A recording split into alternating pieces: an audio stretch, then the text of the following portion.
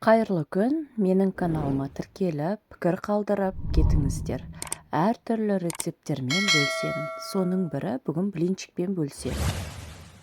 Бірінші істегеннен әдемі шығатын ажурные блинчики пісіреміз. Ең алдымен жұмыртқамызды жарып, жақсылап араластырамыз.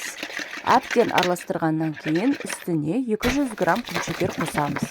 Құмшекерді де жақсылап араластырамыз. Үстіне сүт құямыз. Сүтті де әбден араластырып, жақсылап веникпен қозғаймыз.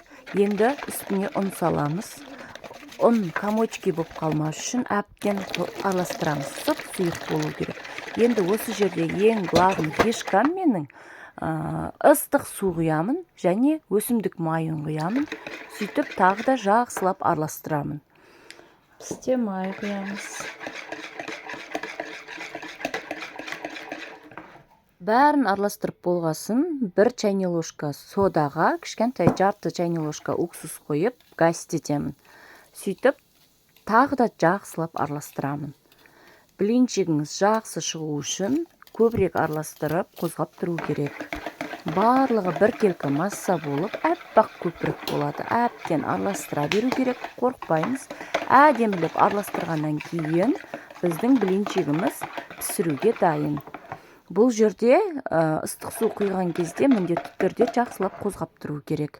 Міне, менің блинчигім дайын болды. Тесік-тесік өз қарап тұрсаңыздар, өте дәмді, жүп-жұмсақ, жабыспайтын, ауызда еритін дәмді блинчик пісірдім. Балаларым өте мәз болып жеп алады. Жұмсақ жұқалығын айта алмаймын енді, өте жұқа болады. Және тесігін қараңыздар, өте керемет болып пісті. Назарларыңызға рахмет. Каналыма тіркеліп, пікір қалдыруды ұмытпаңыз.